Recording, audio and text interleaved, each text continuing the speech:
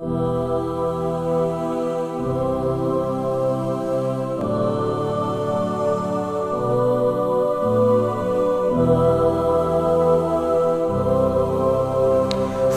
syartun kal amal wa qila bal syatru wal islam asyrahan nabil amal. Ada yang mengatakan syarat sama seperti amal, tetapi ada yang mengatakan syatar. Syatar ini maknanya rukun ataupun juzuk, bahagian. Jadi ada dua pendapat. Ada yang mengatakan mengucap kalimah syahadah adalah syarat sah keimanan. Kalau orang kafir sudah meyakini tentang kebenaran Islam tetapi belum sempat mengucapkan kalimah syahadah, maka dia tidak sah keimanannya, karena mengucap kalimah syahadah itu syarat. Syarat lagi udang sembahyang hana wudu, mana sah sembahyang. Ada juga yang mengatakan syatrun, rukun, juzuk. Kalau rukun seperti orang salat tidak membaca Fatihah juga tidak sah. Tetapi ada satu pendapat lagi, dan ini pendapat yang mu'tamad. Apa? Mengucap kalimah syahadah bagi orang-orang kafir yang ingin memeluk kepada agama Islam adalah syarat, tetapi bukan syarat sah keimanan. Jadi ada tiga pendapat. Ada yang mengatakan syarat sah keimanan, ada yang mengatakan rukun keimanan. Dua pendapat ini konsekuensinya sama. Orang yang tidak mengucap kalimah syahadah tidak sah keimanan, walaupun perbedaannya yang menyatakan syarat seperti orang salat tidak wudu, yang menyatakan rukun seperti orang salat tidak membaca Fatihah. Tapi intinya sama-sama tidak sah keimanan tanpa nutku. Tapi ini pendapat lemah. Pendapat yang kuat, orang kafir kalau sudah tasdik, sudah membenarkan tentang Islam di dalam hatinya, maka ia sudah beriman untuk antaranya dengan Allah, dan di akhirat dia mukmin. Hanya saja ucapan kalimah syahadah itu adalah syartun li ijra' ahkamil Islam, syarat untuk diberlakukan kepadanya hukum-hukum Islam. Untuk boleh dinikahkan dengan seorang laki-laki ataupun seorang perempuan muslim, harus mengucap kalimah syahadah dulu. Untuk boleh diterapkan hukum-hukum yang secara khusus hanya berlaku kepada kaum muslimin, untuk boleh dikuburkan di dalam pemakaman kaum muslimin, ini memang syaratnya harus mengucap kalimah syahadah. Karena kenapa? Kalau orang kafir dalam hatinya sudah beriman, dalam hatinya sudah ada tasdik, tetapi lidahnya belum mengucapkan kalimah syahadah, kita tidak memahami keimanannya. Nahnu nahkum bidzawahir, kita hanya bisa menghukumi dengan zawahir, dengan realitas yang kita lihat. Kita tidak akan bisa memahami apa yang ada di dalam hati seseorang. Makanya untuk kita bisa memahami bahwa isi hatinya sudah dipenuhi dengan cahaya keimanan, disyaratkan untuk mengucapkan kalimah syahadah. Jadi kesimpulannya, orang kafir kalau sudah membenarkan dalam hatinya tentang Allah, maka antara dia dengan Allah dia beriman. Tetapi untuk hukum dunia, dia selama belum mengucap kalimah syahadah tetap dianggap sebagai orang kafir. Tetapi perlu dipahami, ini berlaku bila belum diperintahkan untuk mengucapkan. Kalau seandainya ada orang kafir, hatinya sudah memiliki tasdik, meyakini kebenaran Allah, lalu kita perintahkan ucapkan kalimah syahadah, dia tidak mau, maka ini tidak beriman, walaupun antaranya dengan Allah. Jadi demikian ke hukum nutku mengucap kalimah syahadah. Kemudian terkait dengan tasdik, di dalam kitab Tuhfatul Murid, Syekh Ibrahim Al-Bajuri menjelaskan, di antara hal yang wajib ditasdik, wajib dibenarkan adalah tentang adanya para nabi dan jumlah mereka yang wajib diketahui secara tafsil, terperinci. Ini juga mungkin menjadi jawaban bagi pertanyaan kemarin terkait status Nabi Adam, kenabian Nabi Adam. Saya membaca saja apa yang sudah dijelaskan oleh Syekh Ibrahim Al-Bajuri dalam kitab Tuhfatul Murid. Beliau adalah Grand Syekh Al-Azhar yang ke-19. Di sini dijelaskan bahwa di antara hal yang wajib ditasdik adalah tentang para nabi.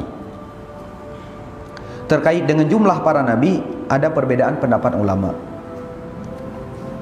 Ada perbedaan pendapat ulama. Ada yang menyatakan jumlah para nabi itu 124.000 orang. Itu jumlah para nabi. Dalam bahasa Aceh biasa kan sikati dua laksa, tapi maksud detil sikati dua laksa yang gimana lah namfum sih.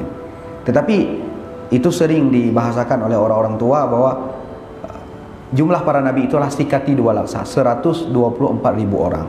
Karena memang ada hadis yang menyebutkan jumlah seperti itu. Ada juga pendapat yang menyatakan jumlah para nabi itu adalah 224.000 orang. Jadi beda 100.000. Ada 124.000, ada 224.000 orang. Tetapi pendapat yang kuat, jumlah para nabi itu tidak terbatas.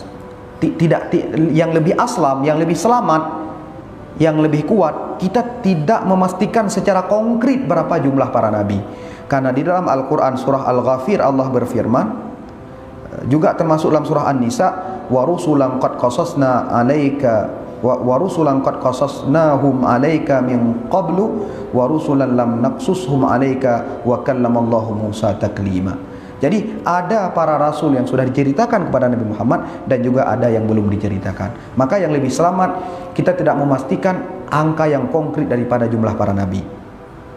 Demikian juga jumlah para rasul, ada yang mengatakan 313, 314, 315. Di dalam beberapa literatur kita mendapatkan pendapat yang berbeda-beda.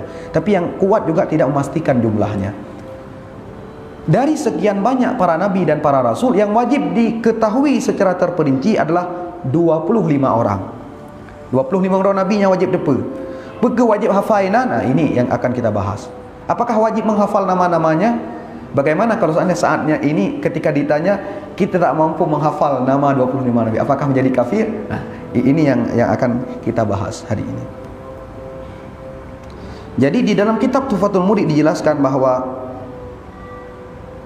dari sekian banyak para nabi, kita hanya wajib mengimani secara global saja bahwa adanya para nabi. Yang wajib dipahami secara tafsil terperinci adalah 25 orang. Termasuk diantaranya Nabi Allah Adam alaihissalam. Karena kenabian Nabi Allah Adam alaihissalam juga disebutkan di dalam Al-Quranul Karim. Apa makna wajib beriman 25 nabi ini secara tafsil? Syekh Ibn Majid menyatakan, wa ma'na kaunil imani wajiban bihim tafsila annahu law urida alaihi wahidun minhum lam yunkar nubuwatuhu wala risalatuhu.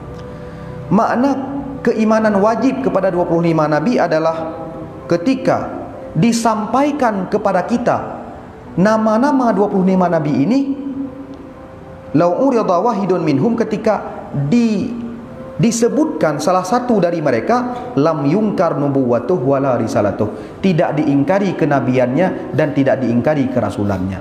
Saya nak orang pegah badannya Zulkiflinya nabi, nya dah pegah kabere, yang mana kabere? Ilyasnya nabi, butoi dah pegah, rasul butoi dah pegah. Itu sudah memadai. Faman angkara nubuwata wahidin minhum au risalatuhu. Adapun orang-orang yang mengingkari kenabian satu orang dari mereka, kalau dalam kitab Tuhfatul Murid ini saya baca Tuhfatul Murid, au risalatuhu dilanjutkan, ataupun kerasulan mereka, kafara, maka orang itu menjadi kafir. Terlepas mungkin dalam kitab lain ada perbedaan, tapi dalam kitab Tuhfatul Murid dijelaskan, faman angkara nubuwata wahidin minhum au risalatahu kafara. Orang yang mengingkari kenabian satu dari 25 atau kerasulan mereka, kafara, menjadi kafir.